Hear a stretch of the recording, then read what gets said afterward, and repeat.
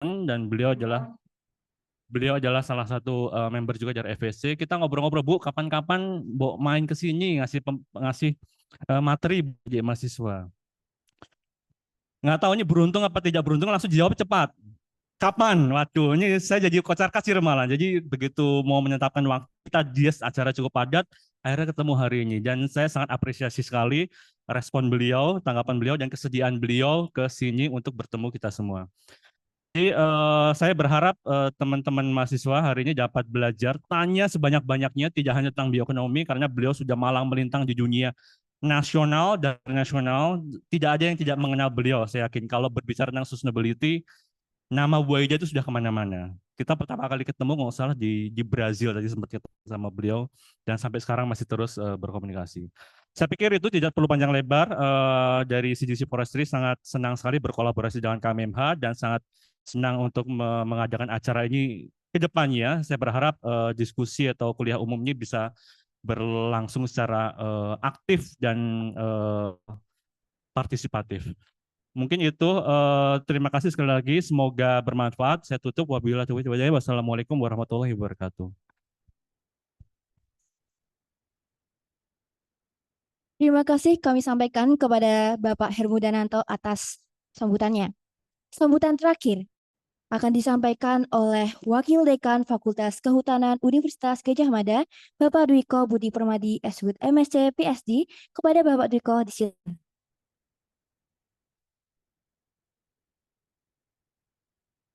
Bismillahirrahmanirrahim. Assalamualaikum warahmatullahi wabarakatuh. Selamat siang, salam sejahtera untuk kita semuanya. Yang saya hormati narasumber utama kita pada siang hari ini, Ibu Aida Greenbury. Sudah sangat terkenal, jadi saya nanti tidak akan mengenalkan lebih detail. Kemudian Ibu Asriana ini sebenarnya dua tokoh penting ini. Beliau itu senior, beliau itu putri dari senior di Fakultas Kehutanan UGM ya. Ini fotonya dari sini. Mana ya Bu? Mana? Oh, yang nomor 2 dari kanan ya, Bapak Profesor Dr. Ahmad Sumitro ya. Beliau ini penerus rimbawan. Kemudian saya juga ingin menyapa Pak Hermo, Ketua CDC, Prof. Nugroho Marsum, senior kita di Fakultas Kehutanan, Profesor Denny, Bapak Sadarjo, dan yang saya banggakan mahasiswa Fakultas Kehutanan UGM, mahasiswa-mahasiswa Fakultas Kehutanan UGM. Saya memberi apresiasi yang besar ini kepada para mahasiswa. Bu Aida ini sebenarnya UTS break. Jadi setelah ujian tengah semester, break 1 minggu. Tapi kita undang ke sini khusus untuk ya mengikuti rangkaian DS, termasuk CDC ini. Jadi kita beri aplaus lah buat mereka karena sudah meluangkan waktu mengikuti ini. Tentu saja ini sebenarnya bukan mandatori tapi voluntary, sehingga pasti datang ke sini dengan maksud yang ingin mengambil ilmu ya sebaiknya. Bu Aida, mungkin saya juga ingin menyampaikan gambaran sekarang ini mahasiswa kehutanan seperti apa. 60% itu perempuan ya. Ya, mahasiswa kita Fakultas Kehutanan UGM kira-kira 60% itu perempuan, berbeda dengan zamannya Ibu yang perempuannya sedikit begitu ya. Jadi sekarang dominasinya lebih banyak perempuan. Ada 1.618 mahasiswa kehutanan, baik itu S2, S3 maupun profesi insinyur. Kemudian mereka ini sekarang harus lulus dalam waktu 4 tahun ya. Ini pasca sudah mau seminar, skripsi, belum ya? Oh belum ya, kirain sudah. Jadi mereka harus lulus 4 tahun. Lebih boleh, boleh. Gitu. Nah, totalnya sekarang 46-52% itu sudah tepat waktu, Bu Aida. Beda dengan zaman saya. Lulus 4 tahun kok kayaknya gimana gitu ya.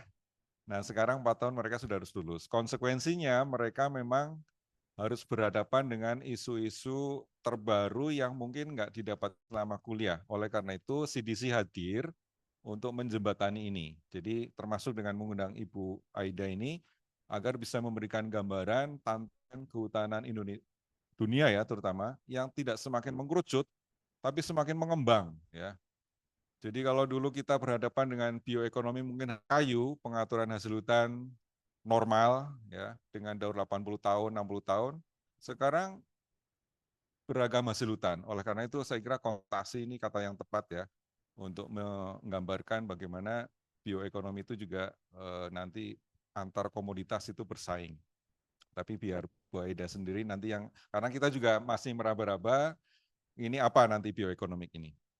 Kemudian mungkin saya ingin sampaikan juga Bu Aida ini alumni ya Fakultas Kehutanan UGM angkatan 88. Beliau seorang rimbawati dan bergerak di bidang praktisi terutama di internasional termasuk pionir IFSA. Ya, jadi waktu itu belum ada IFSA, beliau yang mengembangkan IFSA. Nah, ini ada Presiden IFSA, nih siapa? Lali sebenarnya. Yes, itulah pokoknya. Presiden IFSA Asia Pasifik kalau nggak salah ya, itu juga dari kita ya sekarang. Presiden pusat. Oh, malah dunia ya. Ya, itu legasinya Bu Aida. Jadi kita nanti akan dapat banyak cerita di Bu Aida tentang selama mahasiswa bergelut di bidang kehutanan, mulai dari multi corporation sampai ke NGO. Ya, saya kira komplit pengalamannya. Mudah-mudahan ini bisa memberikan manfaat ya, memberikan wawasan yang besar buat kita mahasiswa kehutanan yang menghadapi tantangan global terkait dengan bioekonomi ini. Saya kira saya tidak berpanjang lebar. Terima kasih sekali lagi apresiasi kami berikan atas kehadiran Ibu. Mudah-mudahan kita bisa mengambil manfaat dari acara ini. Billahi taufiq wal hidayah. Assalamualaikum warahmatullahi wabarakatuh.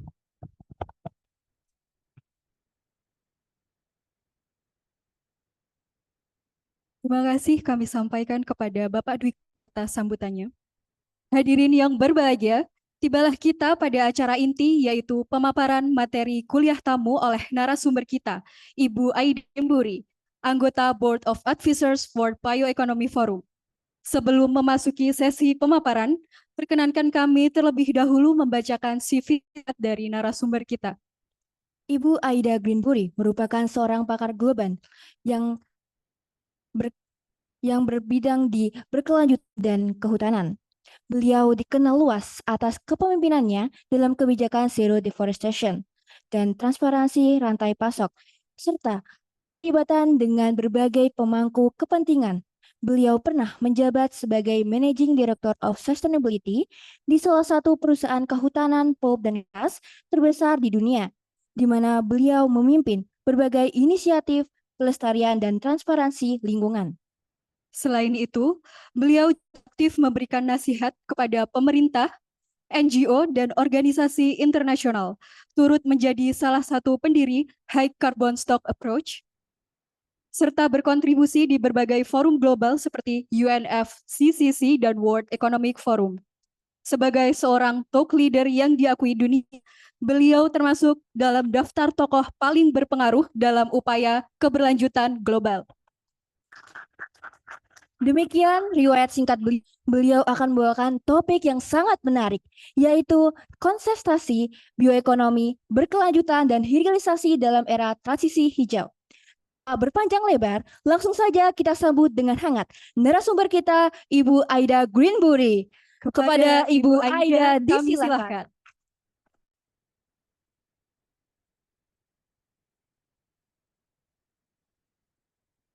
Terima kasih. Wah, mahasiswa sekarang keren-keren ya, nggak kayak saya dulu. Dulu saya di sini angkatan tahun 88. Ini saya pakai ini atau ini?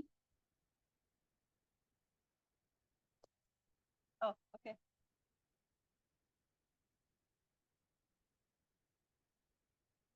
Saya angkatan 88 sejak tahun zaman Bauhelak dahulu. Waktu saya join itu perempuannya kalau tidak salah hanya antara 5 sampai 10%. Jadi mayoritas laki-laki dan banyak yang seksis. Jadi waktu itu sebagai perempuan rimbawan harus strong ya. Oke, nama saya Aida Greenbury. Terima kasih sekali lagi atas undangannya dari Pak Dekan, Pak Dwiko, Pak Hermu, dan semua dari Fakultas Kehutanan UGM. Terima kasih atas undangannya hari ini untuk mengadakan diskusi hari ini. Saya juga ingin secara khusus mengucapkan terima kasih kepada Profesor Nugroho Masum beliau ini adalah dosen pembimbing saya. Salah satu dosen yang selalu percaya pada saya, selalu mendukung dan menyokong saya mulai dari mahasiswa sampai skripsi segala macam, dan selalu percaya terhadap ide-ide saya yang kadang-kadang di luar dari mata kuliah. Oke, hari ini kita akan membicarakan mengenai bioekonomi dan industri. Kita diskusi informal aja ya. Jadi kalau nanti ada pertanyaan-pertanyaan, silahkan kita diskusi.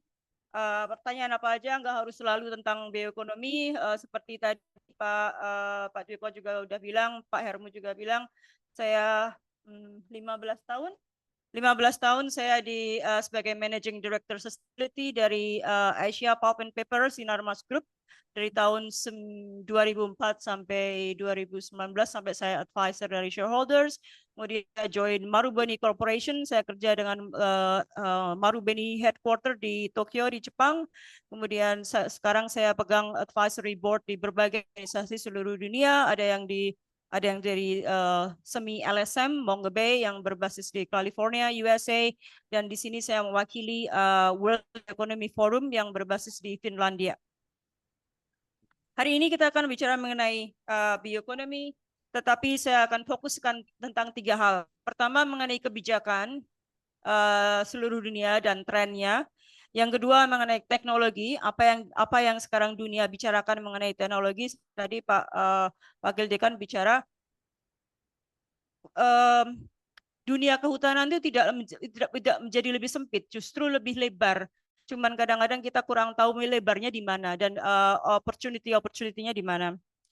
Kemudian kebijakan, teknologi, dan sustainability. Itu ada 3 poin yang ingin saya bicarakan. Saya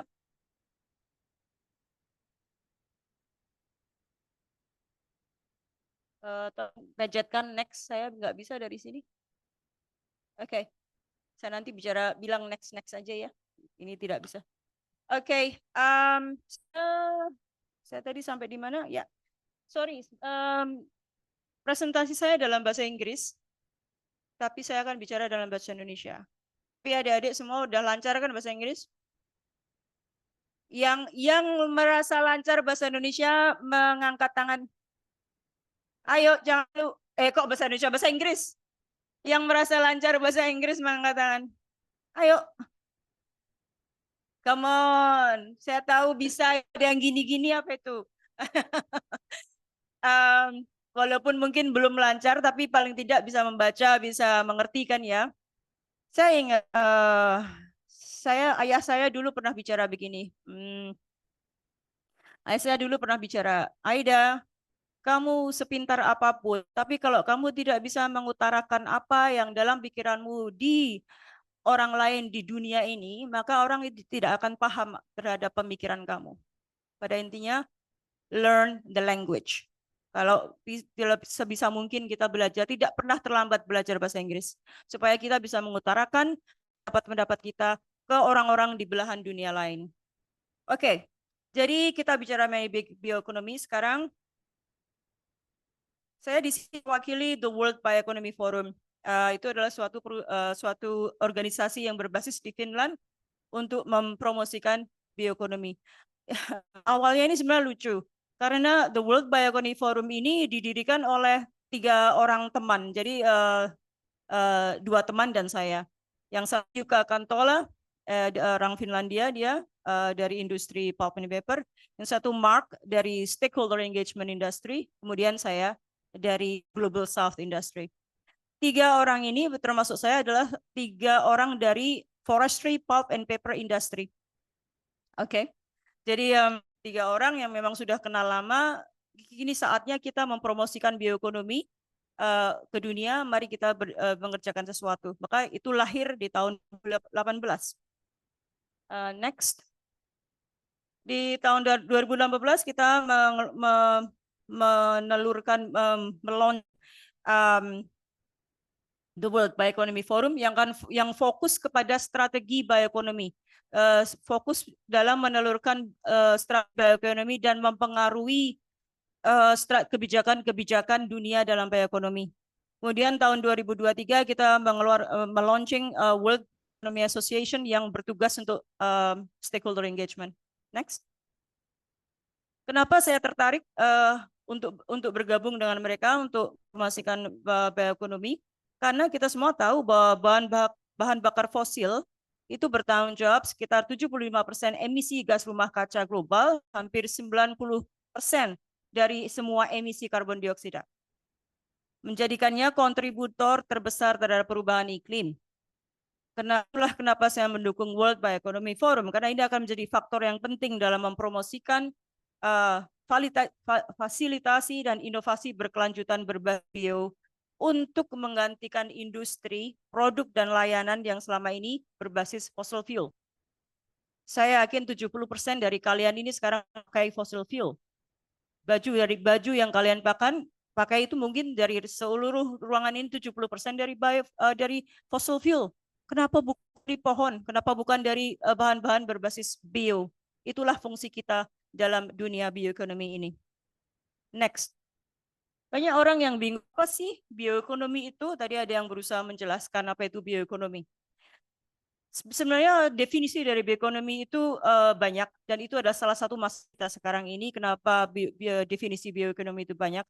Tapi saya akan mencoba menjelaskan dari definisi yang telah diadopsi oleh FAO. Jadi menurut adopsi dari FAO yang telah diadopsi tahun 2021, bioekonomi adalah produksi, pemanfaatan, konservasi, dan regenerasi sumber daya biologis. Ingat, tidak hanya produksi dan pemanfaatan, tapi produksi, pemanfaatan, konservasi, dan regenerasi. Termasuk ilmu pengetahuan, teknologi, dan inovasi yang terkait untuk menyediakan solusi yang berkelanjutan. Jadi kalau tidak berkelanjutan itu namanya bukan bioekonomi, itu namanya hanya suatu produksi sesuatu yang berkaitan dengan karya. Jadi bukan bioekonomi. Bioekonomi harus berbasis berkelanjutan. Next. Tetapi tidak suka hanya fokus kepada bioekonomi. Saya suka fokus kepada circular sustainable bioeconomy atau bioekonomi yang berkelanjutan dan secara sirkular. Itu fokus saya itu. Dan terus terang belum ada definisi yang telah didefinisikan secara khusus apa itu sustainable circular bioeconomy. Maka saya definisikan sendiri. Ini definisi saya tentang sustainable circular bioeconomy yang sudah saya presentasikan di mana-mana, di Indonesia, di Australia, di Eropa. Jadi definisi saya adalah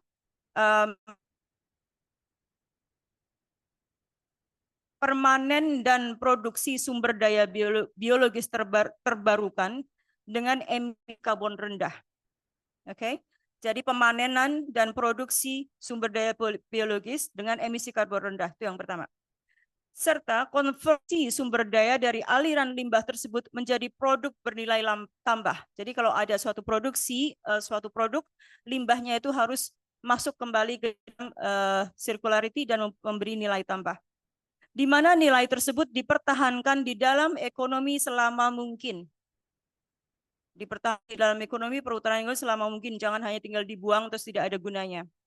Dan mengurangi limbah yang kembali masuk ke ekosistem guna menutup siklus berkelanjutan.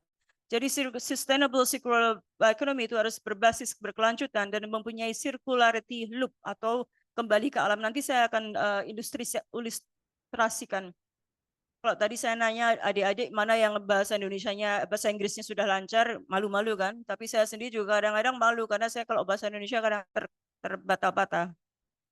Karena terlalu sering bahasa Inggris, itu kelemahan saya. Oke. Secara global, ini adalah kesempatan adik-adik dalam apa sih bioekonomi, kita fungsinya apa, kedepannya prospeknya apa. Sektor yang berkembang pesat dengan nilai 4 triliun US dollar. Itu bioekonomi. Diperkirakan akan mencapai 30 triliun pada tahun 2050. Lebih dari 50 negara kini memiliki strategi bioekonomi.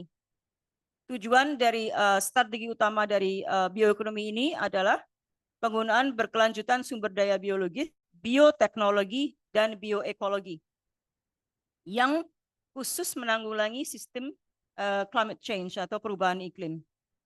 Tantangan secara global yang kita hadapi sekarang ini adalah ini yang tadi saya bilang, interpretasi regional yang beragam tentang bioekonomi. Ini kemarin juga kita presentasikan di G20 di Afrika 2 minggu yang lalu, selalu masih ada masalah yang sama. Jadi interpretasi regional yang beragam tentang bioekonomi yang tidak holistik ya. Kemudian kekurangan kebutuhan akan tenaga kerja terampil. Nah, ini kesempatan kalian. Memastikan pasokan bahan yang berkelanjutan dan memastikan bahwa pertumbuhan ekonomi tidak berdampak negatif pada lingkungan. Jadi ini adalah tantangan-tantangan secara global dari bioekonomi. Dan nanti kalau kurang waktunya udah habis, tolong diginiin ya. Oke, next. Oh, saya tadi lupa bilang next. Next. Oke. Ini peta dunia. Jadi di tahun ini lebih dari 50 negara telah menerbitkan kebijakan untuk mendorong transisi dari ekonomi berbasis karbon ke ekonomi berbasis bio. Ini yang tua itu adalah negara-negara yang telah mempunyai kebijakan bioekonomi. Yang biru muda, yang tengah itu adalah negara yang mempunyai kebijakan yang berkaitan dengan bioekonomi. Sedangkan yang biru paling muda itu tidak ada kebijakan bioekonomi sama sekali. Di leader dari kebijakan bioekonomi itu ada di dua negara atau region, yaitu Amerika dan Eropa. Di Indonesia sendiri kita belum mempunyai kebijakan bioekonomi yang holistik ya, belum ada di Indonesia sekarang. Kebijakan bioekonominya masih terpisah-pisah antara departemen, antara kementerian segala macam, belum ada secara holistik kebijakan bioekonomi. Sekarang ada kebijakan bioekonomi di Indonesia yang berkaitan dengan energi terbarukan dan juga ada kebijakan bioekonomi di Indonesia yang berkaitan dengan ketahanan, tetapi tidak ada kebijakan bioekonomi nasional. Itu kondisi di Indonesia. Kalau tadi saya bilang bahwa salah satu masalah global tentang bisa minta air.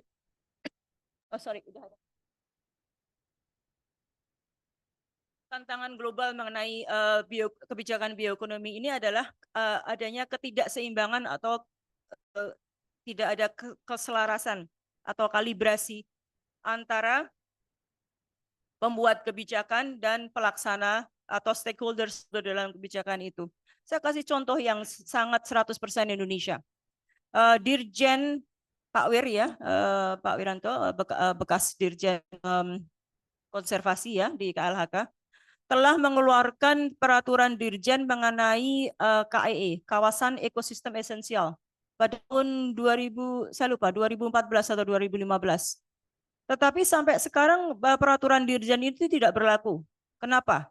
Karena tidak ditandatangani oleh menteri. Kenapa? Karena untuk menandatangani kawasan ekosistem esensial itu harus membutuhkan kerjasama dan kalibrasi dengan kementerian-kementerian lain. Padahal kawasan ekosistem esensial itu adalah salah satu basis dari bioekonomi. Jadi itu nggak kemana-mana karena cuma di meja Bu Menteri waktu itu Bu Siti ya, dan tidak pernah ditandatangani karena tidak ada kalibrasi dengan kementerian lain.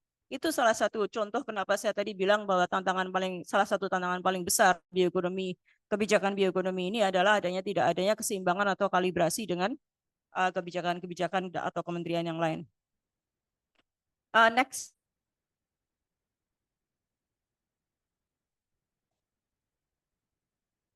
Ini salah satu contoh status-status secara dunia. Seperti saya bilang tadi, bioekonomi dipimpin oleh dua region, yaitu Amerika Utara dan Eropa. Amerika Utara itu bioekonomi memimpin dalam hal bioteknologi, bio-based material, dan energi. Kemudian di Eropa mereka sekarang sudah mengalami revisi dari strategi bioekonomi mereka. Mereka salah satu yang tertua. Strategi kebijakan bioekonomi mereka adalah merupakan bagian dari Green Deal, sejak Green Deal itu diisu oleh Eropa. Kemudian di Latin Amerika, mereka sekarang mulai kira-kira 5 tahun yang lalu di Brazil, contohnya mereka sudah semakin mempererat, mengangkat strategi bioekonomi dari agrodiversitas atau agrobiodiversity. Di Afrika mereka masih mencari-cari peluang untuk biomanufacturing. Kemudian di Asia pemimpinnya adalah di Cina dan di Jepang. Di China mereka mempunyai banyak sekali investasi biotech. Di Jepang juga dan juga di Thailand. Tapi juga yang saya sering kaget itu adalah India. India itu teknologi bioekonomi mereka sangat-sangat lebih maju, terlebih kepada serat dan juga limbah untuk biofuels. Nah, walaupun begitu, kita harus ingat bahwa di dunia ini tidak cukup biomass. Kita tidak mempunyai biomasa yang cukup untuk menggantikan seluruh sistem karbon fosil tanpa mengancam keanekaragaman hayati. Jadi maksud saya adalah kita tidak bisa hanya bergantung kepada biomass untuk menggantikan emisi yang dihasilkan oleh fossil fuel sampai sekarang ini ya. Itu kita harus tahu itu. Kecuali kita mau menghancurkan seluruh hutan di seluruh dunia dan itu kita tidak mau kan untuk menghancurkan keanekaragaman hayati. Dan itu yang pertama. Yang kedua, kita juga harus tahu bahwa biomasa itu tidak berdiri sendiri. Tetapi bisa juga dilengkapi dengan daur ulang limbah karbon contohnya dan penangkapan karbon atmosfer oleh industri. Dan juga permintaan karbon di masa depan akan berkurang, mudah-mudahan akan berkurang secara signifikan melalui dekarbonisasi.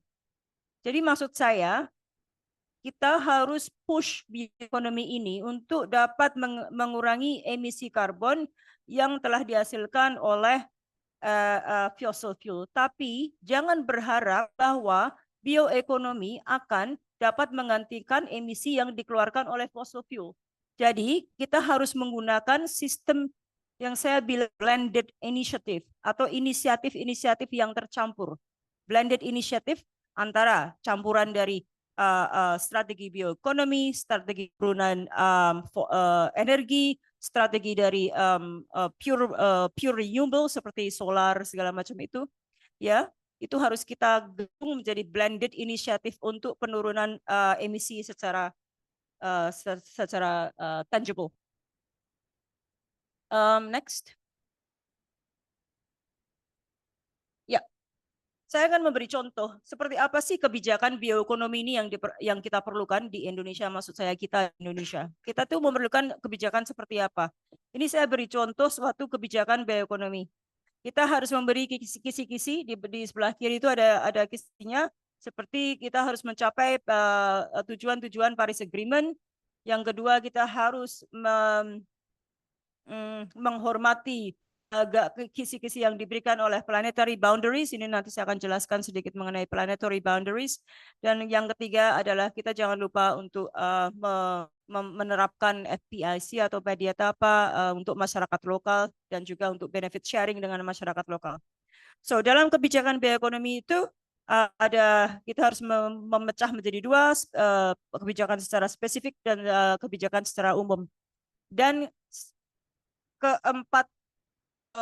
keempat ini kita harus saling berkaitan. Jadi antara feedstock, teknologi, industri dan juga market. Itu kita punya kebijakan yang mencakup keempat poin tersebut. Kita tidak bisa hanya punya kebijakan yang hanya mencakup satu, feedstock. Walaupun feedstock kita membicarakan sustainability dari feedstock itu maksudnya bahan baku mentah ya. Walaupun kita membicarakan sustainability dari kayu HTI misal, tapi kalau kita tidak membicarakan teknologi, tidak membicarakan industrialisasi dan market, memang sama aja bohong. Jadi kita harus membicarakan dari keempat aspek tersebut. Next, saya akan beri contoh yang berikutnya. Ya, saya kasih contoh ini ada kebijakan bioekonomi dari negara Finlandia. Seperti kalian lihat, bioekonomi negara mereka itu berada di tengah-tengah dari semua departemen dan kementerian di dalam pemerintahan mereka. Karena semua itu berkaitan. Kalian mungkin bisa baca nggak kecil-kecil soalnya. Kementerian Kehutanan, Kementerian Gizi, Kementerian Kementerian Health atau Kesehatan, semua berkaitan dengan strategi bioekonomi mereka. Apa hubungannya Kementerian Health dengan bioekonomi? Saya akan jelaskan setelah ini. Contoh yang ketiga yang saya pakai adalah Jepang.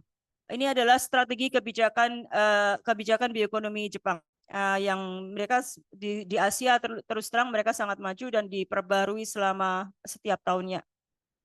Next. Next. Ya. Sangat menarik bahwa mereka fokus kepada 3 hal dari kebijakan bioekonomi mereka. Yang pertama adalah biomanufacturing, di mana mereka berfokus besar dengan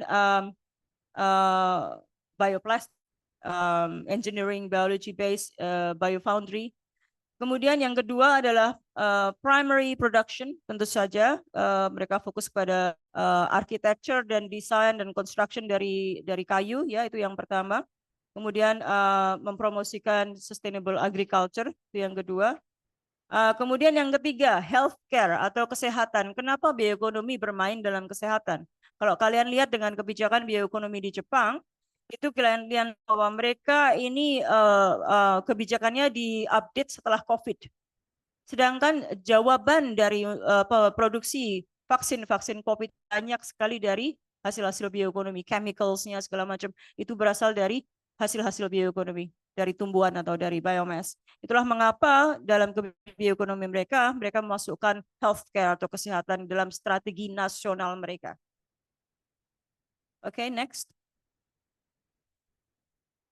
Ya, ini Jepang mereka mempunyai strategi untuk menjadi suatu negara dengan bioekonomi yang paling terbagus di Indonesia pada tahun 2030. Next. Indonesia. Bagaimana dengan Indonesia? Perkembangan bioekonomi di Indonesia masih berfokus pada transisi dari ekonomi linear. Ekonomi linear itu adalah ekonomi dari produksi, penggunaan, dibuang. Jadi cuma 3 tahap aja. Sorry, 1, 2, ya 3 tahap. Dari sana menuju ke ekonomi sirkular.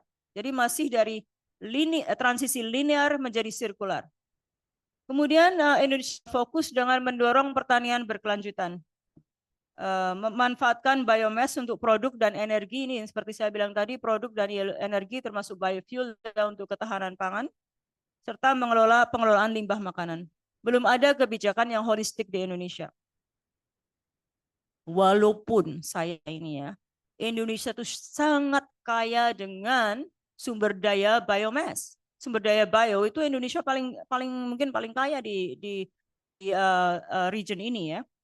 Seperti kita semua tahu, hutannya sendiri ada 187 juta hektar. Belum termasuk NTFP-nya yang derive dari hutan. Belum termasuk pertaniannya yang termasuk biomass juga.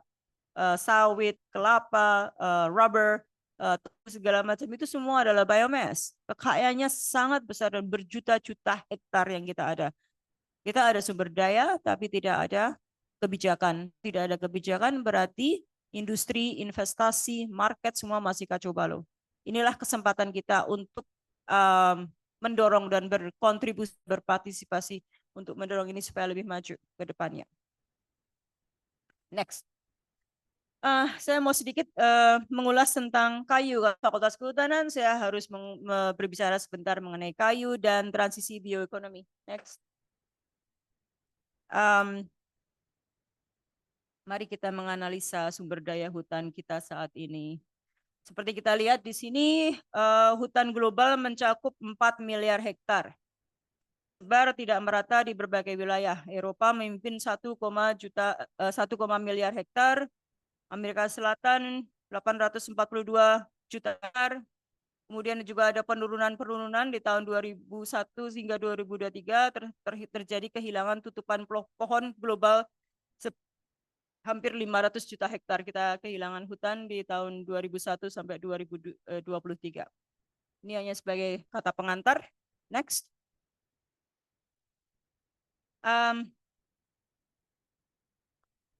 Transformasi kayu menjadi produk berbasis bio mewakili salah satu bidang paling menjanjikan buat kita semua. Analisis pasar menunjukkan tren pertumbuhan yang luar biasa di berbagai sektor. Kayu menjadi kayu masa atau mass timber menjadi contoh yang paling bisa kita lihat dalam diperkirakan akan tumbuh menjadi dari 2,1 miliar dolar pada 2004 menjadi 8,3 miliar pada tahun 2030. Bahan kimia berbasis kayu, ini bahannya berbasis kayu, termasuk bahan baru seperti nanoselulose dan turunan lignin menunjukkan proyeksi yang sama mengesankan dari 5,2 miliar menjadi 12,7 miliar pada tahun 2030. Sektor ini menggambarkan potensi bioekonomi yang kita hadapi. Pasar tekstil selulose sudah mencapai 35,2 miliar dolar pasarnya saja. Dengan proyeksi pertumbuhan 70 miliar pada tahun 2030. Sektor ini menawarkan contoh tentang bagaimana kayu dapat menggantikan bahan yang lebih merusak lingkungan. Seperti saya bilang tadi, 60-70% dari tekstil itu masih diproduksi oleh fossil fuel. Next. Sektor konstruksi juga menawarkan peluang besar untuk peningkatan penggunaan kayu. Seperti yang lihat di sini, analisa perbandingan bahan bangunan menunjukkan perbedaan yang mencolok dalam dampak lingkungan. Kayu lapis silang atau seperti kita semua tahu cross laminated timber menghasilkan CO2 seberas 100 kg per meter kubik dibandingkan dengan 200 kg untuk baja dan 400 kg untuk beton. Jadi kita udah, it's not, you don't need to Einstein. Kita sudah tahu bahwa kayu jauh lebih kecil dampak lingkungannya daripada semen, beton maupun baja. Itu setiap meter kubik kayu massa menyimpan sekitar 750 kg CO2 setiap meter kubik, menciptakan manfaat ganda, jadi pengurangan emisi dari bahan konvensional dan juga ikut menyimpan karbon. Nggak cuma dia untuk produksi dan penggunaannya itu jauh lebih rendah emisinya, tapi juga dia menyimpan karbon sebesar 750 kg CO2 per cubic meter. Next. Ini kita baseline yang mau kita gunakan untuk pengukuran selanjutnya. Ini adalah permintaan kayu dunia untuk kita gunakan sebagai baseline. Populasi dunia 8 miliar dan total permintaan kayu dunia itu per kapitanya adalah 0,5 meter kubik. Next. Berdasarkan baseline yang tadi saya baca, oke, ini saya agak sedikit ini kalian nanti fotokopinya kalian bawa pulang bisa untuk belajar. Tapi saya di sini sekarang sekalian ini nanti saya sebar fotokopinya supaya kalian bisa untuk belajar dan dibaca ya. Tapi saya sekarang kayak lebih ngomongnya kayak profesor yang agak. Oke. Peningkatan proyeksikan dibandingkan dengan skenario BAU atau business as usual itu adalah antara 1,5 sampai 2,5 miliar meter kubik per tahun. Itu peningkatannya 2,5 miliar kubik meter per tahun untuk kayu saja. Bahan bangunan itu butuh 100 juta meter kubik, bahan kimia biologi 400 juta, bioenergy 600 juta meter kubik, tekstil 200 juta kubik. Oke, untuk permintaan sampai 2050. Saya 2050, saya kurang. Saya nggak bisa baca nih, mata saya udah mata tua tahu. Berapa itu? 30? Oke, thank you. Ya, sorry, saya nggak bisa. Saya tuh aneh, mata saya tuh bisa baca normal kayak gini, tapi dengan jarak tertentu tuh agak buram. Tapi kalau jauh sekali, oke. Jadi saya kalau nyetir mobil gitu di Australia gitu, saya sering ditangkap polisi karena saya nggak bisa baca tulisan itu. Jadi di sini bagus, di jauh bagus, di tengah nggak gitu bagus. Oke, sorry, di mana saya tadi? Ya, ini adalah permintaan, itu kalian bisa baca angka-angka itu permintaan dari produk-produk kayu dan biokimia dari kayu sampai 2050. 2050 tuh kalian masih berjaya-jayanya. Saya mungkin udah di kursi roda, tapi kalian masih berjaya 2050. Oke, jadi masih jauh dan masih bagus masa depan forestry industry kalian. Next. Ini adalah sumber pasokan yang saya kumpulkan, sumber pasokan dan tantangan global untuk menghadapi kebutuhan yang saya bacakan tadi. Jadi kebutuhan yang berjuta-juta tadi. 1,5 sampai 2,5 miliar kubik meter per tahun tadi pada sampai 2050. Dari mana asalnya dan tantangannya apa? Oke, sekarang kita punya berapa tadi? 4 miliar hektar hutan. Ya, terdiri dari hutan yang beregenerasi alami 60%, hutan tanaman ada 7%, hutan primer ada 33% secara global seluruh dunia. Sumber potensialnya dari mana? Yang pertama, peningkatan hasil berkelanjutan di hutan produksi. Itu dari peningkatan dari manajemen dan MAI, bukan dari GMO. Oke? Itu bisa kita pakai 15 sampai 25% peningkatan dari perbaikan manajemen. Jadi kalian yang berbelajar manajemen hutan, jangan takut bahwa kalian memang harus keahlian kalian sangat dibutuhkan dalam peningkatan produksi sampai untuk memenuhi pasar pada 2050. Dan ini sudah diprediksi bahwa potensi peningkatan hasil berkelanjutan di hutan produksi itu sampai 20%, masih memungkinkan. Nomor 2 adalah perluasan perkebunan. Kita masih butuh 120 sampai 150 hektar untuk perkebunan. Tapi dari mana? Ini berarti deforestasi lagi? Enggak. Kita sudah ada survei secara global, kita masih bisa mengembangkan 150 juta hektar itu tanpa merusak hutan secara global ya. Itu nanti dibagi-bagi di mana per negaranya itu bisa dipelajari lebih jauh. Tapi secara global itu ada. The land is available di sana tanpa deforestasi. Kemudian kontribusi potensial sistem agroforestry itu kita bisa menaikkan 10 sampai 15%. Dan penggunaan yang lebih efisien dari bioenergi itu masih bisa kita gunakan sebenarnya 20%. Jadi kalau charcoal yang tadinya cuma menghasilkan energi sekian, itu kita bisa ada teknologi yang membuat charcoal tersebut memberikan energi 20% lebih banyak. Next. Aduh, tinggal setengah jam ya. Next, saya cepat.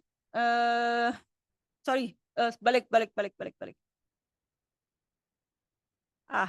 Ini penting. Banyak orang ngomongin pellet. Wood pellet is the future. Perlu diingat bahwa penggunaan biomasa, produksi energi yang low value added, bukanlah solusi bioekonomi untuk hutan dan iklim. Yang maksud saya low value added itu adalah kita bikin produksi sesuatu dari kayu tapi kemudian cuma untuk dibakar. Untuk pellet, wood pellet atau kayu bakar energi segala macam. Itu adalah low value added. Yaitu value added yang berskala rendah. Yang berskala tinggi itu apa? Contohnya produk-produk bioplastik, polimer, nanti akan saya jelaskan. Tapi kalau cuma kita konversi produk kayu menjadi bahan yang hanya untuk dibakar, diekspor ke Eropa, you don't have to be Einstein to do that. Dan itu juga tidak bagus untuk iklim, karena itu bukan karbon neutral. Sudah diperhitungkan bahwa listrik yang dihasilkan oleh pellet itu bukan carbon neutrality, karena carbon offset yang hanya bisa disediakan untuk hutan yang akan tanam berikutnya. Jadi emisi itu tidak di offset oleh hutan yang pohon yang ditebang kemudian jadi pellet, itu tidak offset. Itu offsetnya hanya pada hutan yang ditanam the next generation. Jadi kalian berhutang karbon kalau kalian menganggap bahwa pellet itu adalah neutral, carbon neutral. Pada intinya, pada fokus ini adalah saya ingin mengatakan bahwa hati-hati campuran bahan dalam rantai pasok global yang kompleks tidak dapat dihindari. Jadi kita harus ada energy mix yang bagus supaya kita tidak mengakibatkan deforestasi hanya untuk wood pellet, Mereka lihat di gambarnya itu, ini tahun 2017 dibandingkan 2027, kelihatan jauh banget kan. Yang 2017 yang di bawah itu kayu-kayu wood pellet dihasilkan oleh negara-negara tropis. Kemudian lihat 2027 semakin banyak negara tropis untuk feeding, ngasih makan wood pellet kepada Eropa. Jadi footprintnya apa? Deforestasi dan emisi lagi. Next. Produk-produk bioekonomi. Ada 3 macam produk bioekonomi. Yang satu dari tanaman biomass, yaitu limbah pertanian, termasuk limbah pertanian hiu. Kita semua udah tahu, kalau belum tahu perlu kuliah lagi dengan Pak Profesor Nugroho Marsum. Ada produk selulosa yang terdiri dari glukosa dan serat selulosa, produk hemiselulosa, produk lignin, dan juga produk bioekonomi lain yang berasal dari produk hutan non-hiu dan juga dari lautan termasuk mikroba dan kimia. Ini saya perlu jelaskan ya. Saya perlu nunjuk-nunjuk, tapi kan saya orangnya pendek ya, nggak bisa nyampe kayaknya.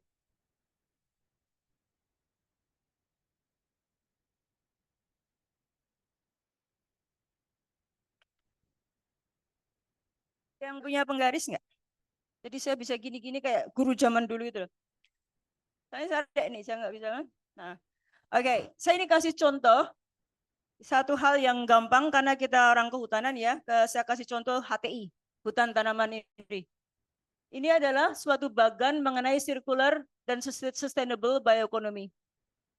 Yang pertama ini adalah, nah, ada yang zaman sekarang masih ada penggaris ya. Oke.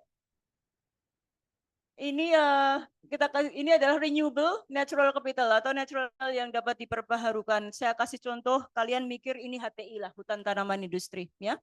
Dan hutan tanaman industri yang bagus harus bisa melindungi biodiversitas dan memberikan, loh kok ada itunya? Oh, dari kamu, oke. Saya pikir Harry Potter saya. Dan juga harus mempunyai ecosystem function. Nah, HTI, kita dalam pikiran kita ini, HTI ini yang juga melindungi biodiversitas dan ecosystem function ini, dia mempunyai yang disebut ecosystem service. Sebelum saya lama-lama menjelaskan ini dosen kalian jelasan ini belum? Masya Allah. Oke.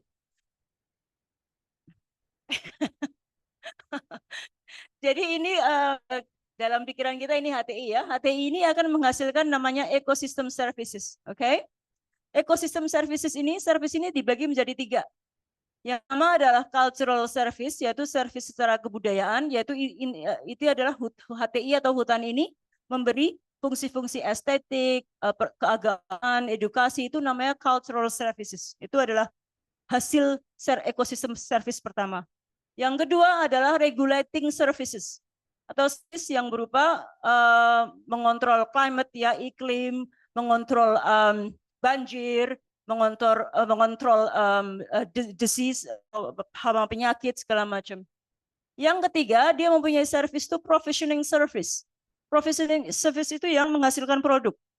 Jadi ada misal HTI, produknya biomass ya, ada kayu, ada serat kayu segala macam. Ini yang saya sebutin ini produk-produk HTI semua nih. Cellulose, hemiselulose, lignin products, semua ada di biomass production dari HTI. Kita bisa dari chemical material itu bisa menghasilkan bahan-bahan packaging atau tekstil ya untuk HTI paper, itu bisa packaging tekstil. Kemudian ada juga bioenergy, biofuels. Saya mau ngomongin lagi nanti yang biofuels. Tapi padanya ini nanti masuk ke dalam market. Kemudian market itu kita produksi ini kita akan harus bisa kembalikan lagi ke dalam ekosistem ini yang akan circularity loop atau bioekonomi secara berkesinambungan. Kalau tidak begitu namanya bukan circularity bioekonomi. Kalau ini terputus namanya bukan bioekonomi circularity. Memang ada yang keluar atau leakage itu ada yang keluar tapi tidak 100% keluar. Harus bisa kembali ke dalam. Saya kasih contoh suatu hal yang capek gini-gini terus. Saya kasih contoh, saya tadi bilang kan saya dulu managing director perusahaan kertas, salah satu perusahaan kertas terbesar di dunia kan. Di Indonesia, black liquor dari produk dari perusahaan kertas itu dibakar hanya sebagai energi. Padahal itu banyak sekali yang bisa kita hasilkan dari black liquor. Tapi kenapa tidak dipakai untuk pembuatan produk, tetapi hanya dikembalikan sebagai burning? Itu bisa dikembangkan ke berbagai macam produk yang saya namakan tadi sebagai value added products atau produk-produk bernilai tambah. Oke. Next. Ya, ini adalah contoh-contoh produk yang bisa kita hasilkan tadi. Coba kita lihat black liquor, diapain dia dibakar, padahal hasilnya bisa macam-macam kayak gini ya. Mulai dari cellulosic sugar, specialty cellulose, bisa menjadi personal care, kosmetik, bisa menjadi semen. Kemudian saya di Jerman tuh driving around pakai Audi kalau nggak salah ya, pakai mobil Audi. Itu dashboardnya segala macam itu sudah pakai hasil bioekonomi dari kayu, bukan plastik. Oke, next. Nah, waktunya udah tinggal ini adalah contoh bagaimana hasil produk kertas bisa kembali ke bahan. Ini sudah banyak sekali di luar negeri ya. Mungkin kita perlu juga mengembangkan hal ini di mana produk-produk seperti paper cup segala macam gitu itu dibuat sedemikian rupa sehingga plastiknya itu, kalian tahu nggak kalau kalian beli apa itu kafe Amerika itu apa namanya? Starbucks ya, Starbucks. Itu buat orang-orang yang tidak tahu kopi pasti ke Starbucks. Nah itu kalau kalian beli cup dari Starbucks, itu kalian pikir cupnya kalian taruh di recycle kan? Salah. Itu nggak bisa di recycle. Apa? Karena ada plastic liningnya. Jadi kalian taruh di recycle bin itu nggak bisa, itu masuk ke dalam landfill. Nah, kita sekarang mulai ada produksi di mana plastik liningnya itu bisa dipisahkan dari paper, sehingga papernya bisa benar-benar di recycle dan plastiknya bisa dipisahkan. Dan paper itu bisa di proses sehingga bisa masuk kembali menjadi fertilizer. Itu sudah dilakukan juga. Ini ada suatu teknologi yang mungkin mikir bagaimana kesananya. Next, oke, saya melangkah menuju sustainability atau dampak lingkungan dan sosialnya. Next, oh ya, sorry, balik ke belakang. Ya,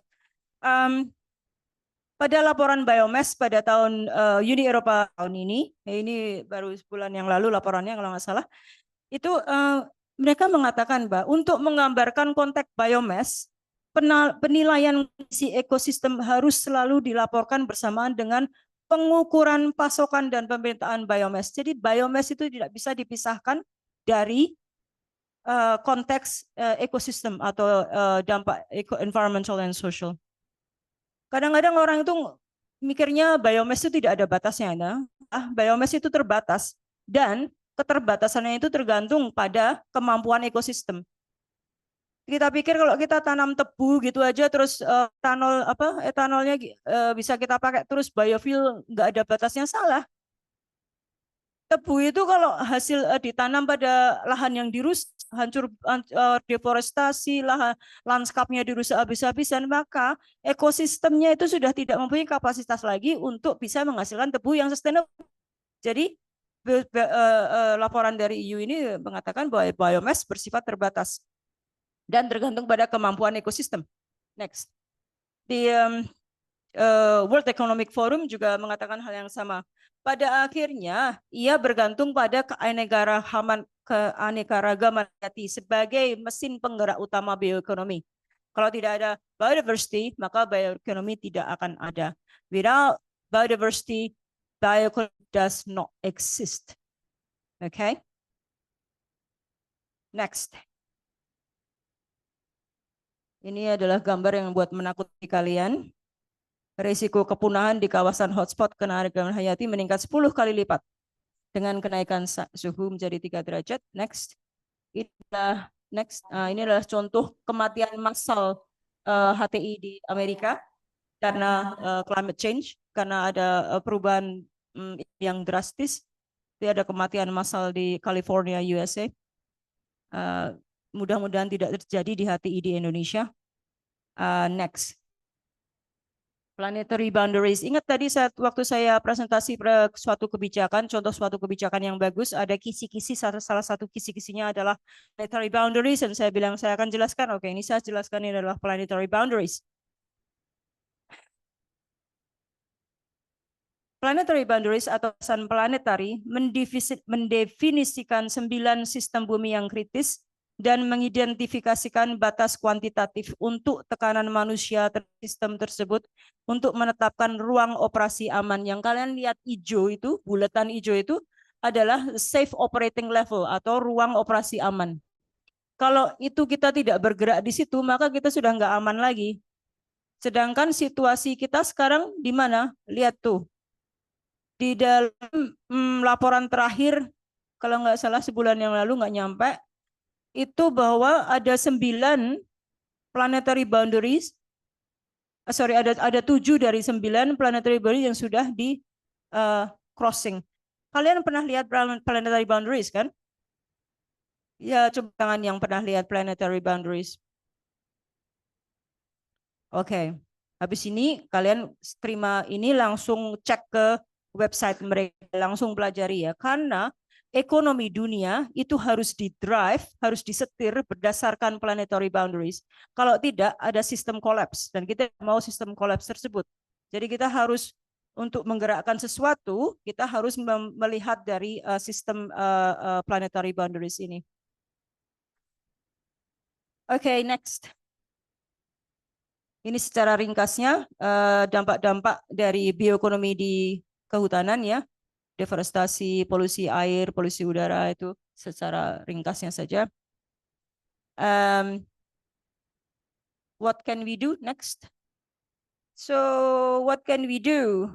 Karena sekarang sampai tahun ini juga Brazil, Indonesia, dan the Democratic Republic of Congo masih merupakan kontributor terbesar dalam emisi. Next. Berapa menit lagi? 10, oke. Ini saya beri contoh komitmen bebas deforestasi yang dilakukan secara voluntari oleh perusahaan-perusahaan di seluruh dunia. Ada ratusan perusahaan seluruh dunia yang mempunyai komitmen bebas deforestasi. Mungkin kalian pernah dengar, siapa yang pernah dengar European Union Deforestation Regulation? Atau regulasi deforestasi Uni Eropa? Angkat tangan siapa yang pernah dengar itu? EUDR. Come on. Saya tahu tuh mbaknya satu tuh agak malu-malu. Paling tidak ada satu yang pernah dengar EUDR. Waktu sebelum ke sini, saya ngobrol di ruangan Pak Dekan, ngobrol dengan Pak Dekan, Pak Hermu, Pak Wakil Dekan. Mereka tanya ke saya, apa sih kekurangan dari mahasiswa lulusan Fakultas Kehutanan? Saya aja sebagai seseorang yang sudah di korporasi dan di non-profit segala macam selama 20 tahun, dan di korporasi saya juga mencapai posisi managing director, saya jawab satu, emotional intelligence. Kalian lulus emotional intelligence, kalian belum siap. Kalian mungkin pinter, tahu apa yang dari dosen kalian, tapi kalian kurang memperhatikan apa yang terjadi di luar itu dan bagaimana reaksinya. Kekurangannya dari mana? Kurang ke membaca buku apapun yang kalian perlu itu yang berkaitan dengan kehutanan, kalian harus membaca. Kalian tahun terakhir kan saya dengar tadi udah mau skripsi ya kan Mas? Ya kan tadi Pak Dekan udah bilang itu kan, harus tahu EUDR karena mulai tahun depan Indonesia tidak bisa mengekspor kayu ke Eropa tanpa EUDR. Ya, jadi kalian harus tahu 100% EUDR. EUDR pada intinya adalah kebijakan bebas deforestasi. Dan kebijakan ini sudah dianut oleh ratusan perusahaan-perusahaan besar di dunia itu sudah menganut ini. Jadi kalian nggak bisa misal mau kerja di HTI, mau jual ke Unilever dengan produk-produk yang dari deforestasi, misal produk kertas dari deforestasi atau produk pellet dari deforestasi, nggak bisa. Karena mereka sudah mempunyai kebijakan itu selama bertahun-tahun bahwa mereka tidak akan ambil produk dari deforestasi. Jadi ini adalah singkatan dari apa yang berada di dalam kebijakan-kebijakan itu, seperti satu, larangan pembukaan hutan alam, perlindungan semua hutan termasuk gambut, adopsi pelaksanaan dari pelestarian nilai konservasi tinggi dan hutan stok karbon tinggi. Ini adalah, dan juga Panpadiatapa. Inilah contoh-contoh dari kebijakan yang dilakukan ini. Tanpa kalian mengetahui ini, kalian tidak bisa jual produk kayu kemanapun, ke Afrika. Banyak orang yang, oke, 5 menit lagi, saya selangi ya, karena itu berkaitan dengan atau perdagangan. Karena pada intinya kalau kalian lulus bekerja, kemungkinan bekerja di korporasi atau di pemerintah yang pada intinya juga akan berdagang kan.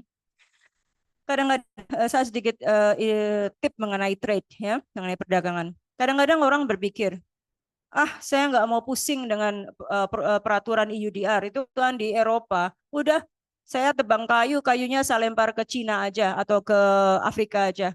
Toh mereka nggak ada kebijakan EUDR. Kalian pasti mikirnya gitu kan? Ngapain pusing-pusing melakukan bebas deforestasi? Salah, wrong. Karena apa?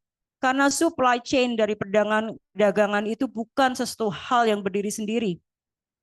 Kalau kalian potong misal suatu pohon yang berdasarkan dari hasil deforestasi, violation of human rights, kalian jual ke Cina, memang kalian pikir itu akan berhenti di China? No. China adalah merupakan trade hub atau hub perdagangan yang akan bisa kemungkinan menjual lagi ke negara-negara lain. Jadi mereka cuma transit di situ, dibikin menjadi barang lain diekspor ke Amerika, ke Eropa yang ada kebijakan deforestasi. Jadi kita tidak bisa memikirkan supply chain itu berdiri sendiri. Supply chain itu adalah tidak mengenai batasan. Supply chain does not recognize boundaries. Administrative boundaries, oke? Jadi kalian harus, kalau ada suatu kebijakan yang baru, switch on EQ, dan kalian harus pelajari itu dan apa dampaknya dengan masa depan kalian. Ini adalah contoh salah satu metodologi yang dikembangkan oleh berbagai macam akademik, LSM dan juga praktor dalam melaksanakan praktek bebas deforestasi di lapangan. Next. Oke, ini slide terakhir, saya tinggal 5 menit, maka ini slide terakhir saya.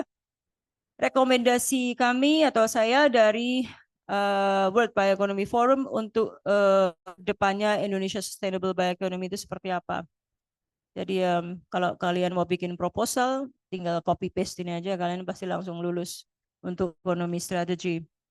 Yang pertama, kalian lihat tadi dari strategi negara Jepang. Kenapa strategi bioekonomi negara Jepang sangat komprehensif?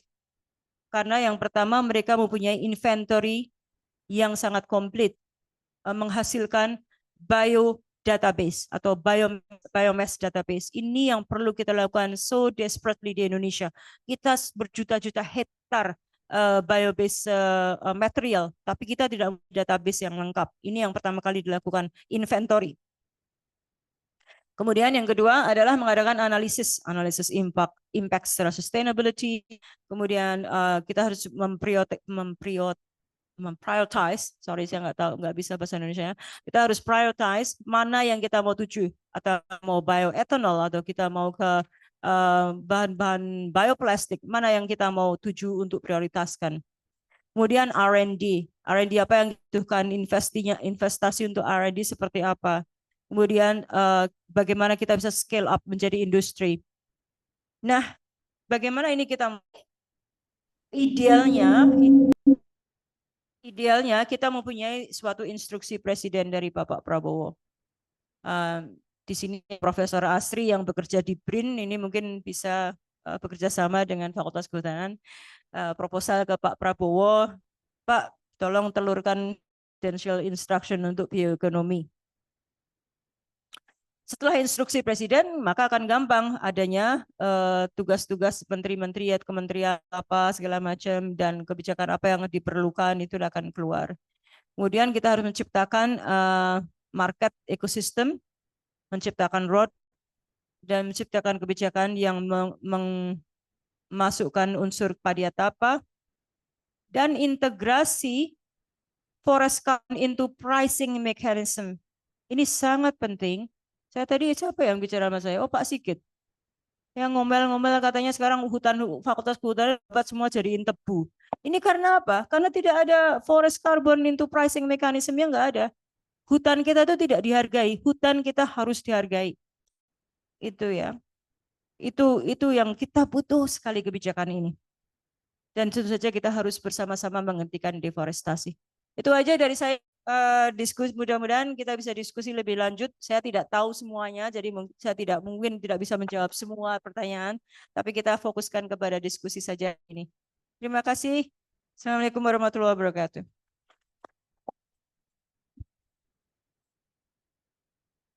Saya duduk ya, cap.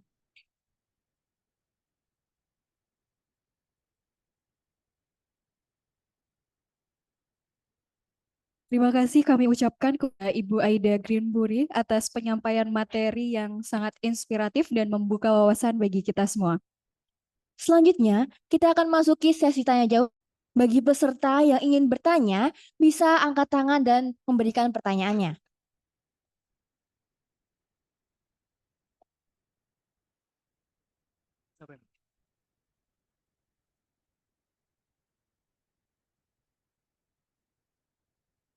Terima kasih. Assalamualaikum warahmatullahi wabarakatuh. Saya sebetulnya punya pertanyaan, tapi lebih dari itu saya mau tekankan dulu. Ini Mbak Ibu Aida. Pertama tadi presentasinya luar biasa. Ya, harusnya mungkin kapan disajikan di tempat yang lebih bagus lagi. Terima kasih Bu Dananto juga. Luar biasa betul. Kemudian saya ingin cerita sedikit, maksudnya untuk menjadi contoh. Di sini juga Mbak Aida terus Bu Aida ini beliau dari zaman mahasiswa memang sudah luar biasa. Tadi beliau, saya kebetulan memang pembimbingnya, tapi bukan pembimbingnya terus saya muji-muji. Beliau masuk ke hutan tan di Kalimantan untuk mengukur beberapa sifat kayu. Itu mahasiswa. Kemudian ini saya kasih gambaran supaya mungkin bisa menginspirasi dan menyemangati. Ya. Kemudian beliau juga disebut di Sinarmas. Di Sinarmas beliau itu bukan hanya pegawai-pegawai biasa. Nanti kalau udah masuk Sinarmas mungkin tambah kagum sama jabatannya. Karena jabatannya tuh direktur, kemudian bule-bule aja pada hormat saya, pada hormat atau tak. Nah iya, nah benar kan? Jadi ada satu cerita saya dengar, tapi nggak tahu setuju apa enggak. Jadi waktu itu ada orang bule itu masuk jadi anak buahnya, katanya macam-macam, besoknya langsung dipecat. Nggak tahu benar apa enggak, saya dapat cerita dari orang Sinarmas itu. Itu luar biasanya. Kemudian waktu di Sinarmas itu, beliau tuh kalau ke luar negeri, sudah kayak kita ke mana ya, ke Pakuwon. Pakuwon kan jarang ya, atau ke Bantul. Betul-betul itu. Saya waktu itu kontak-kontak, wah saya sedang di ini. Dan itu bukan barang yang mewah untuk beliau karena tuh. Nah, kenapa saya cerita? Siapkanlah diri kita ya, maksudnya diri mbak-mbak dan mas-mas supaya nggak hanya berkecimpung di tempat yang kecil atau saya udah masuk jadi pegawai bank aja, sayang ya, bisa dan sudah dibuktikan. Kemudian sekarang kita lihat presentasinya luar biasa, saya bilang bagus sekali. Saya sebagai dosennya juga ikut bangga. Makanya saya oke lah, saya nggak usah tanya dulu yang lain. Terima kasih. Wassalamualaikum warahmatullahi wabarakatuh.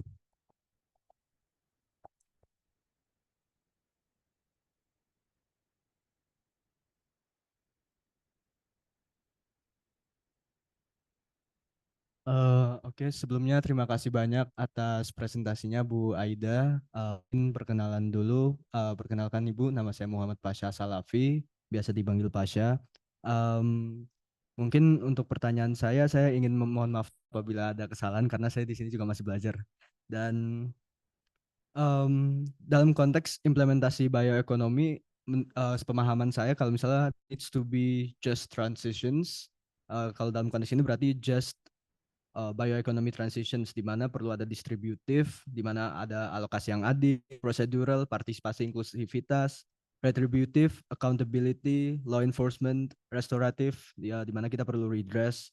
Dan ini of course dengan komitmen UN tahun 2015 kemarin, di mana we need to leave no one behind and to reach the furthest behind first.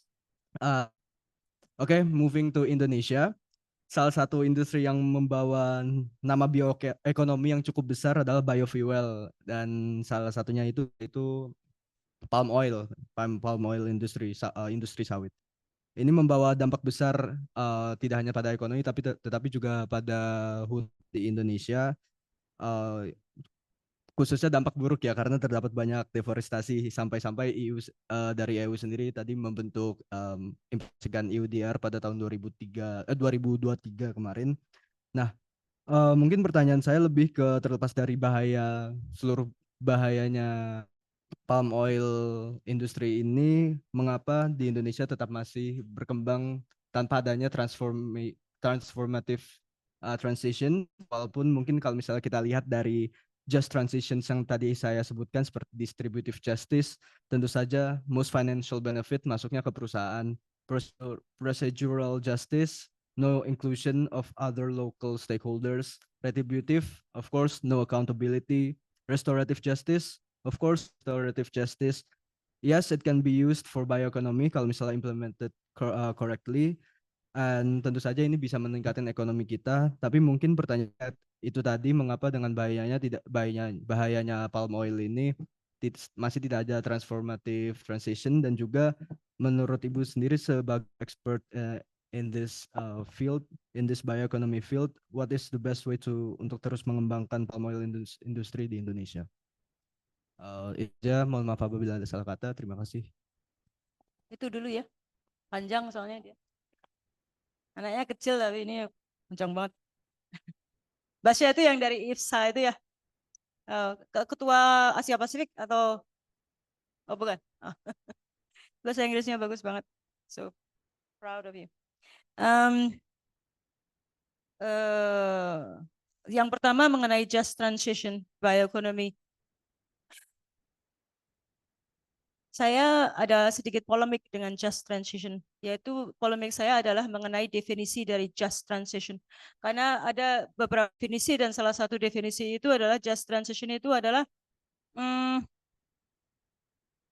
secara gambarnya, ringkasnya ya, negara itu sudah banyak melakukan emisi, dan emisi sekarang paling banyak dari negara maju. Negara berkembang kan baru mulai berkembang, kan baru mengembangkan, baru merdeka tahun 45. Kalau di Eropa kan sudah berabad-abad yang lalu. Transisinya ke green economy harus just itu adil dong gitu. Harus adil dong. Jadi jangan suruh Indonesia yang gini-gini. Itu make sense ya, masuk akal ya. Tetapi kita tuh harus sadar, kita tuh hanya berada di satu bumi, yaitu planet satu. Kita tuh planet satu, planet bumi. Kecuali kita mau ikut Elon Musk untuk pindah ke Mars, yang itu tidak mungkin. Itu kita hanya satu bumi. Kalau kita gontok-gontokan, kamu duluan sih, kamu duluan, saya ini sebenarnya, ya kita nggak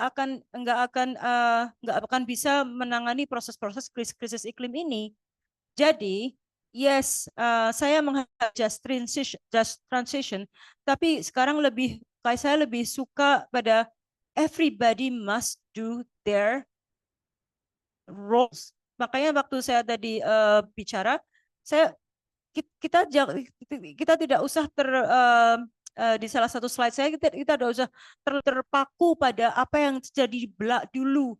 Dulu kamu Eropa sudah beratus-ratus tahun bikin emisi. Sekarang kan Indonesia ini, India gini, per kapita kita cuma emisi segini. Nggak usah kita terlalu mempermasalahkan gitu. Sekarang sudah saatnya semua harus berpartisipasi dalam mengendalikan krisis iklim ini. Saya pikir itu just transition yang lebih saya setujui. Tetapi di dalam salah satu presentasi saya tadi berulang-ulang mengatakan dalam bioke jangan lupa untuk mengimplementasikan free and prior informed consent atau PADIA-TAPA.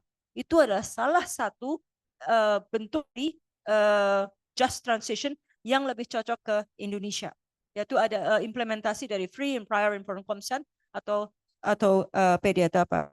Kemudian mengenai palm oil. Kenapa sih Bu palm oil masih berbahaya dan deforestasi di Indonesia? Aduh, ini kalau saya jelasin bisa sampai pagi saya nggak akan selesai ngomong. Banyak perusahaan-perusahaan palm oil besar di Indonesia itu sudah mempunyai komitmen untuk bebas deforestasi. Tapi sebenarnya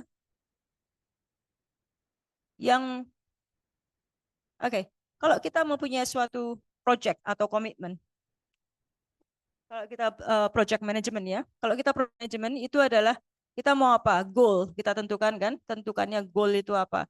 Kemudian yang kedua yang kita tentukan adalah scope, ya kan? Di mana, ya kan? Jadi tasknya apa, goalnya mana, scope-nya apa, boundary apa, itu kalau kita project management kan. Nah, scope perusahaan palm oil ini bisa mempunyai suatu lubang atau loopholes di mana mereka bisa melakukan hal-hal yang tidak bertanggung jawab karena penentuan dari scope tidak jelas. Contohnya, misal saya perusahaan sawit konglomerat A, saya berjanji untuk baik. Saya berjanji untuk tidak deforestasi, saya berjanji untuk gini-gini nih. Tapi saya perusahaan palm oil ya. Tapi ternyata saya mempunyai hubungan-hubungan perusahaan-perusahaan yang tidak kelihatan di publik. Ternyata yang di publik kelihatannya perusahaan itu cuman segede ini. Tapi ternyata dia mempunyai hubungan-hubungan subsidiari ke perusahaan-perusahaan lain yang tidak di publik yang melakukan deforestasi. Dan tidak ada pertanggungjawaban dari pemerintah sampai saat ini. Itulah salah satu mungkin nanti bisa follow up ya dengan Pak Hermu. Sudah ada salah satu kebijakan pemerintah ya, peraturan pemerintah yang seharusnya sudah harus transparan dalam tentuan the ultimate beneficiary ownership. Itu sebenarnya sudah ada, tapi juga kurang diterapkan oleh banyak perusahaan. Jadi banyak perusahaan di Indonesia itu di depannya bagus, tapi belakangnya itu masih ngerusak-ngerusak. Itu karena memang sistem kita masih memungkinkan untuk hal seperti itu. Oke. Tapi gebrakan dari Pak Prabowo itu saya terus terang setuju. Khusus untuk take over perkebunan sawit yang di hutan. Itu saya setuju. Karena tanpa ada gebrakan-gebrakan seperti itu, hutan-hutan kita akan masih merajalela dihabiskan oleh sawit. Ke depan tentu saja masih lebih banyak perlu diperbaiki ya. Tetapi gebrakan itu sudah bikin takut orang-orang yang selama ini menjarah-jarah sawit. Menjarah hutan, sorry. Itu dulu ya Mas Pasha ya. Untuk yang Pak Nuk, terima kasih. Saya mau cerita dikit nih yang Pak Nuk nih. Kalimantan itu saya dulu mempelajari akibat mengenai growth stress. Growth stress itu bahasa Indonesianya apa ya Pak? Tegangan pertumbuhan. Nah, mempelajari tegangan pertumbuhan untuk kayu-kayu Sorea di Kalimantan. Jadi saya harus ngukur, jadi kayu itu ditebang, saya harus ngukur pecah retak-retak kayu itu berapa sentimeter tiap ada tebangan dengan perlakuan-perlakuan tertentu. Gampang kalau pohonnya itu cuman segede ini ya. Enggak, pohonnya itu besarnya 200 bisa sampai 2-3 meter lebarnya ini di Kalimantan Barat. Kalimantan Timur. Dan jatuhnya itu di atas jurang. Jadi saya ini jurang ya. Jadi saya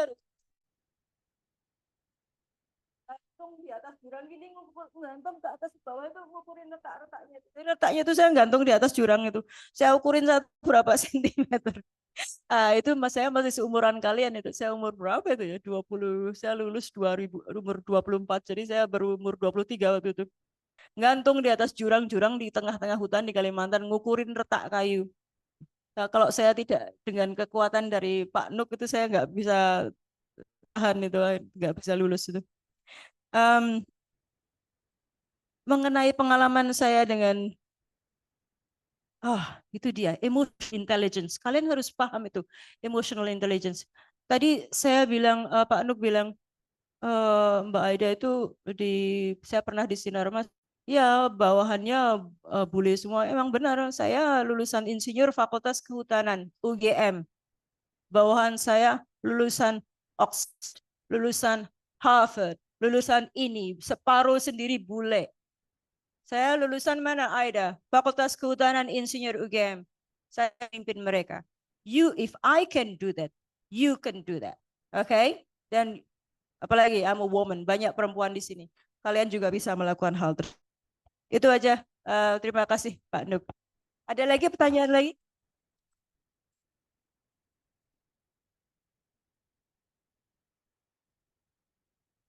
Baik, terima kasih atas jawaban yang sangat komprehensif, Ibu. Lalu kita ada satu pertanyaan lagi yang terakhir. Mungkin bisa angkat tangan jika ada yang ingin bertanya.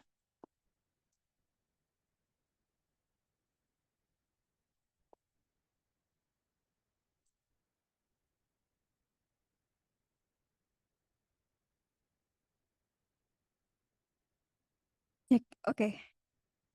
So, thank you so much buat kesempatan yang telah diberikan.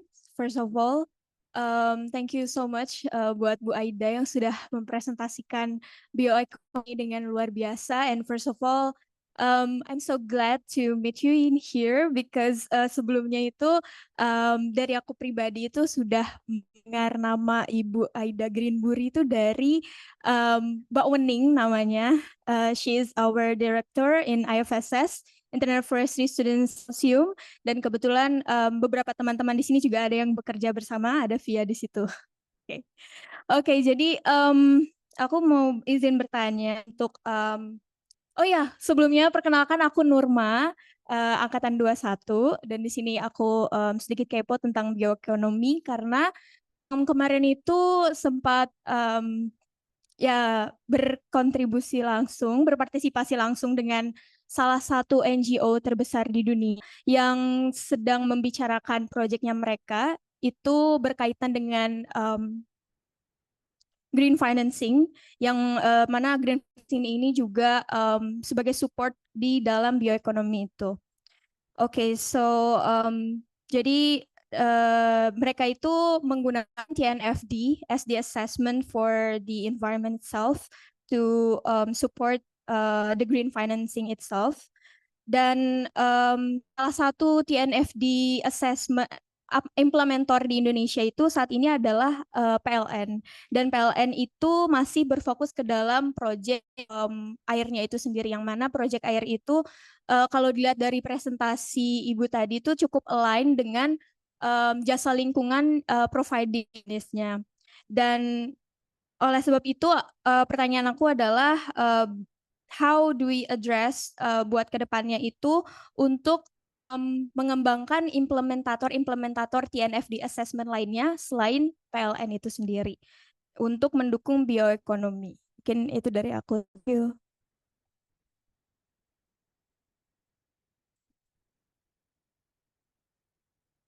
Terima kasih banyak, Nurba. Saya tidak begitu tahu banyak mengenai program-program TNFD ya. Jadi untuk implementer selain PLN, coba sedikit 1 menit lagi. TNFD itu singkatan dari apa tadi? Tolong ada mikrofonnya. Saya kurang paham dengan program-program tersebut. Jadi mencari implementing partner selain PLN itu kan ya? Oke, jadi untuk TNFD itu singkat abbreviation atau singkatan dari Task Force on Nature-Related Financial Disclosure, yang mana TNFD ini tuh dijadikan sebagai kerangka assessment untuk para perusahaan atau CSR dalam mengimplementasikan proyek-proyek mereka yang mendukung bioekonomi ini. Seperti itu, Bu. Ya, saya pernah dengar itu TNFD. Ya.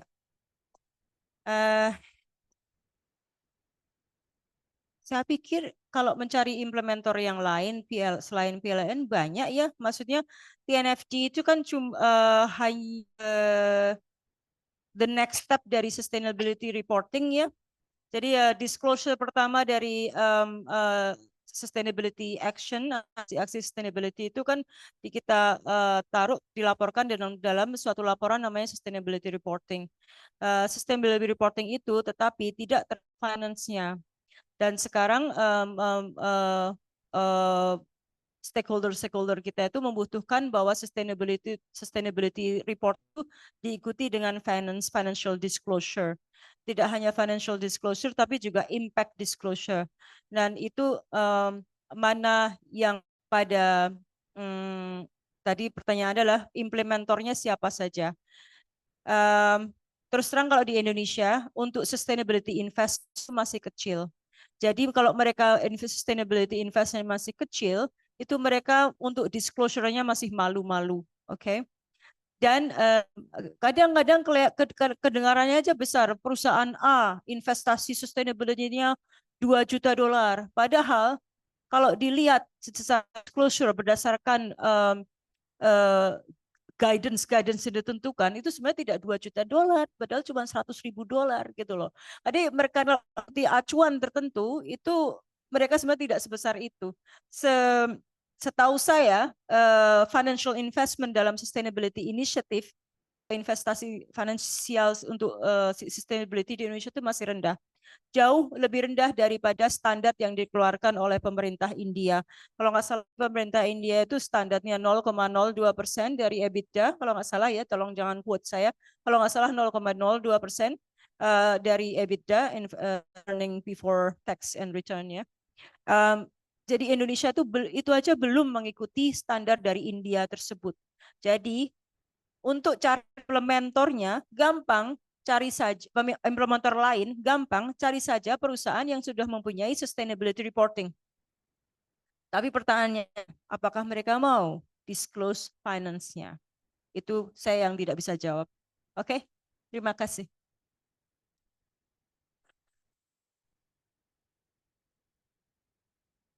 Baik, terima kasih Ibu Aida atas jawabannya. Untuk yang terakhir kalinya mungkin kita berikan kesempatan untuk peserta yang di Zoom untuk menyampaikan pertanyaannya.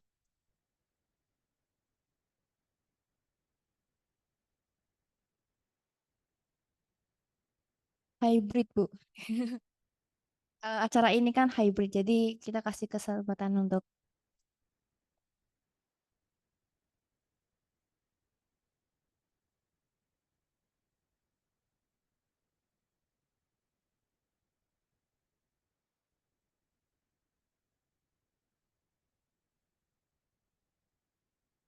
mungkin untuk peserta di Zoom bisa menyampaikan pertanyaannya lewat chat atau on mic. Peserta di Zoom biasanya nggak tanya, karena mereka lihat sambil masak atau apa gitu. Makan es krim, Starbucks.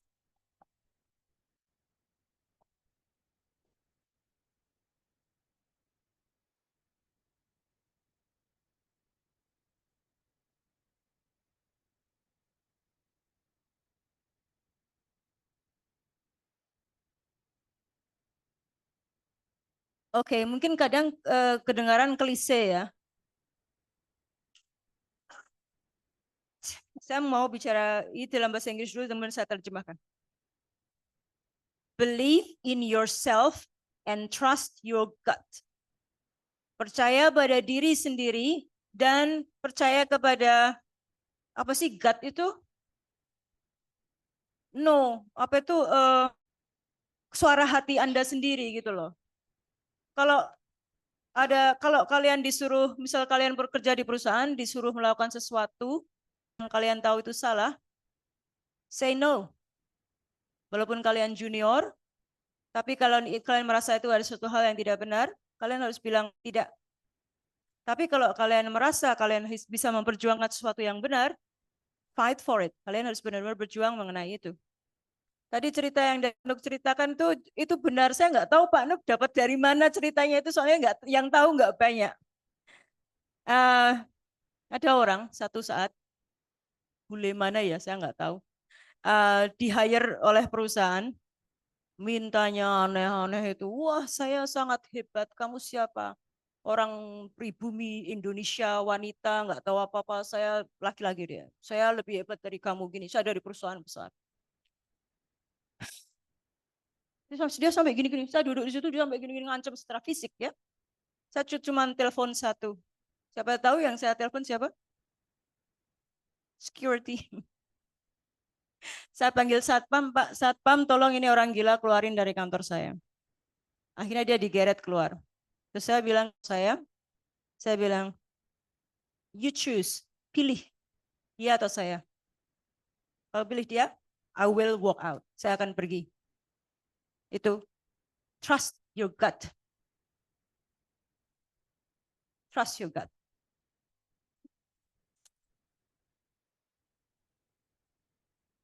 Oke, baik. Kepada peserta Bapak Untung, mungkin bisa langsung saja on mic. Oke, selamat siang. Selamat sore. Sudah jelas suara saya? Jelas. Oke. Saya nggak bisa on cam soalnya lagi nggak di tempat yang bagus. Ada satu pertanyaan untuk Mbak Aida. Kira-kira bagaimana sih implementasi yang baik untuk terkait tentang bioekonomi, implementasi yang terbaik untuk bioekonomi di hutan rakyat yang jelas teman-teman petani pasti menanam, kemudian dia juga masih menggunakan juga dengan kayu, walaupun bombardir tentang produk baja sudah masuk di desa-desa. Kira-kira strategi apa yang bisa dilakukan di hutan rakyat kira-kira gitu. Terima kasih. Jelas kah? Jelas, saya cuma mikir jawabannya gimana. Pak Untung ini adalah salah satu kepala organisasi smallholders. Apa itu smallholders ya bahasa Indonesianya? Petani kecil ya. Organisasi petani kecil di Jawa. Dia mendukung petani kecil untuk dapat mandiri dan dapat tersertifikasi. Itu orang hebat tuh Pak Untung itu.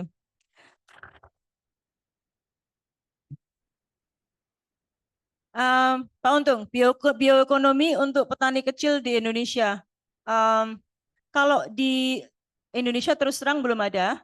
Kalau saya lihat dari apa yang saya lihat di Brazil, itu mereka menerapkan agroforestry dengan petani-petani indigenous atau petani asli di Brazil dan bekerja sama dengan perusahaan-perusahaan di sana.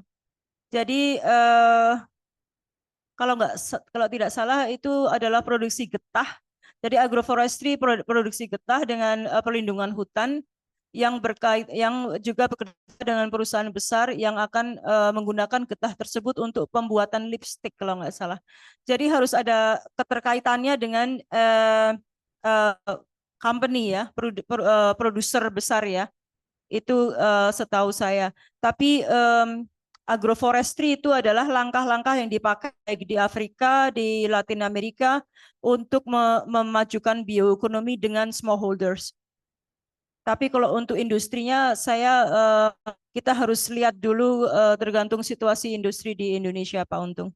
Mudah-mudahan membantu. Nanti saya bisa sharing dengan Pak Untung apa yang terjadi di Afrika dan di Brazil juga. Makasih Pak Untung.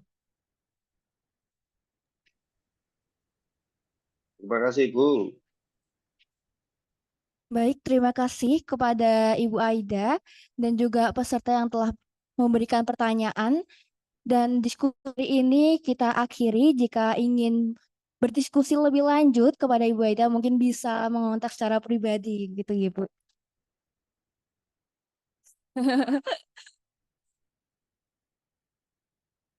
Baiklah, hadirin yang berbahagia, tibalah kita di penghujung acara kuliah tamu pada sore hari ini. Sebagai penutup, akan dilaksanakan penyerahan kenang-kenangan oleh Ketua CDC Forestry Universitas Gadjah Mada, Bapak Mudananto, kepada narasumber kita, Ibu Aida Greenbury, kepada Profesor Nugroho, disilahkan.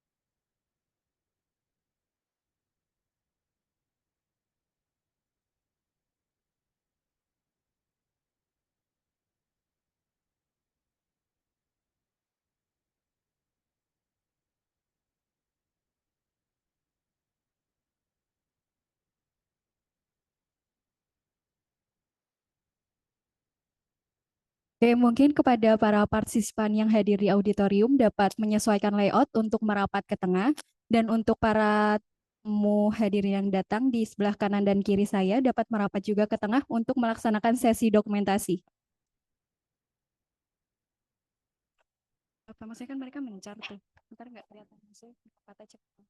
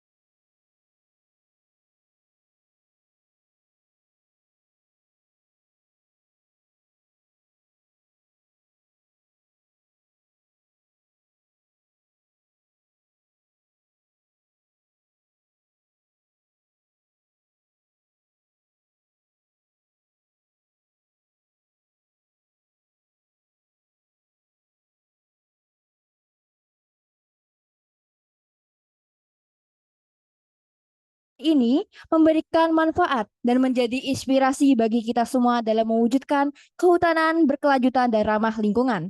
Saya dan rekan saya Selin Memohon maaf apabila terdapat kesalahan dalam tutur kata dan perilaku dalam memandu acara pada sore hari ini.